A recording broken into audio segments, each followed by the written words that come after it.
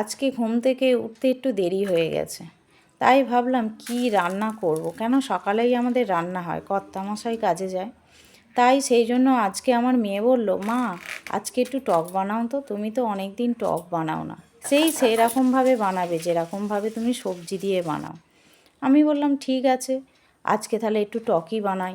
বলতে দেখলাম কুমড়োও ছিল বাড়িতে, ঢ্যাঁড়সও ছিল, ডাল একটু ভিজিয়ে বড়া করাটাই তো কঠিন কাজ, সকালে তো তাড়াহুড়োর সময় ডাল বাটাবাটি হয় না, তবুও তাড়াহুড়ো করে একটু মেয়ে বলেছে বলে কথা, করতে তো হবেই বলে একটু টক বানালাম। পাকা তেঁতুলও বাড়িতে ছিল, সেই রকমভাবে দিদিমা বানাতো, ওরকমভাবে দেখেছিলাম দিদিমার হাতে সেই টক বানানো।